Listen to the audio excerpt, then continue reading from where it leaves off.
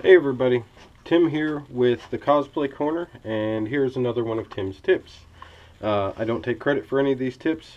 They're stuff I've learned over the years or seen online or read, and I just felt the urge to pass them along to you, the viewer. What we're going to do today has to do with hot glue, and it's also going to have to do with foam.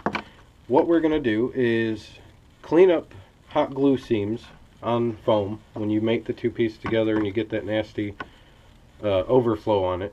We're also going to see how to glue two pieces together without getting a lot of overflow on the top of it, or the side that you're going to show.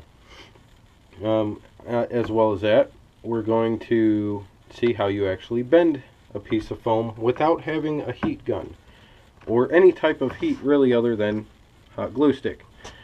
So let me get my stuff set up and change the camera up a little bit, get it a little bit closer to the work area here, and we will go from there. Alright guys, it is me. I got the camera lowered so you can see what I'm working on here. We're just going to mate these two pieces of foam together. They're just scrap pieces just for the sake of this little demonstration here. And I'm going to show you a couple different things that I know. Not too many, not groundbreaking or anything, but like I said, if it helps anybody out there, then I'm happy. So first thing, alright, is your normal glue line. So say you want to take these two pieces and mate them together. And you know, it could be an angle like this, or you know, inward, outward, it doesn't matter. But you want to glue them together, so you're going to want to put hot glue between them and get them there. The problem is you might make a little mess of it. So there are two ways, or two things to consider when you're doing this. One is you're going to make a mess with your seams, and that comes with anybody that hasn't had the experience. I mean, you might get it every once in a while and get lucky, but the true experienced foam makers, builders, whatever you want to call them out there, they can do this and almost get it every time. Now me, I'm not that experienced. I have some experience, but nowhere near as much as some people out there. So what I'm going to do is I'm just going to put a little glue on here, and hopefully it'll work because it's 32 degrees out, so the glue might set fast.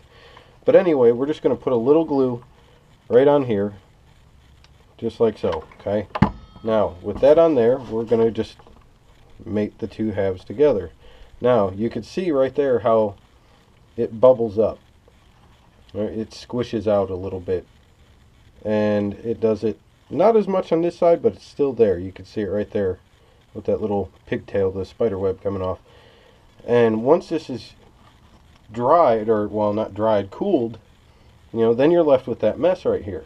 And if you're left with that mess, you know, it can kind of mess up your costumes, your joints, whatever you've got going on that particular costume. And it really sucks, because the only other thing that might be common sense is just to try and shave it off there, cut it with an X-Acto, you know, and just go along it very carefully. Now that can be done. I'm not saying it can't be, but there are other methods. Now, one method that I'm going to get to, and I'll show you in just a minute, is using a heat knife or a hot knife or a soldering iron. A cheap soldering iron works great for this kind of stuff. You might not be able to find a hot knife, but you might be able to find these cheap soldering irons. Now this one here in particular is just a 30 watt. I've had it for years and years and years, and I've used it for soldering and for foam detail and stuff before I bought a hot knife. Now with this, you don't really ruin it. You can clean the end off and you're good to go on soldering again or anything like that, but it does create a smell when you're burning with foam, when you burn any foam. But what I'm talking about for right now is this piece. I'm going to use a hot knife in the demonstration, but this piece, what I'm going to do is have it hot and just melt that excess glue down. And it makes it a little bit more smooth, a little bit more manageable, easy to work with, easy to cover up. It works great. So let me go ahead and show you one other thing here. And we're going to set this down. And now this other one, okay, you see how I made the mess here? Well, sometimes there's ways to avoid that. One of those, again, this is not my, little epiphany. I never figured this out. I just found it. Not recently, but I've seen it online, and it was a nice little tip and advantage, so I'm sharing. You put the glue closer to the top of your piece. So this is the top here. You put it towards the top, and then you take it and you slowly put it on there and do the same thing. You force it back out the underside. Now as you do that, you can see there may be a little bit of residue, but it's nothing. Once it cools, I mean, you can feel that there's just barely anything there. It won't be noticeable at all. So that is a key thing it's really fun to know, or in a good way, I guess it's good to know, because it saves you from having to do a lot of work and a lot of cleanup and that kind of stuff. So now with those two done, let me show you another trick real quick. I'm going to try to take this piece of foam here, which, let me cut this one up instead. It's just scrap pieces I've got laying around here. So we've got this piece of foam, and what we want to do to it is bend it. Well, no hot knife, or no heat gun. If you have no heat gun, it's not necessarily easy. You can do other things to actually bend it. You can put it in front of a heater or whatever, what have you. But another method is with hot glue. So say I want this bent just, roughly like that. Okay, so I'm going to take glue, take some hot glue, run it inside here, and you can do it nice and neat. It doesn't have to be perfect because this is probably going to be under, but you put your glue under here, and it's better in rows. I'm just doing it sloppily to show you. And you hold it like this. Okay, now once that glue cools, it should hold its shape. If it holds its shape, you'll have that nice curve out of it, just like this piece. So we're going to let this sit here and cool, and we'll see if it holds itself or not.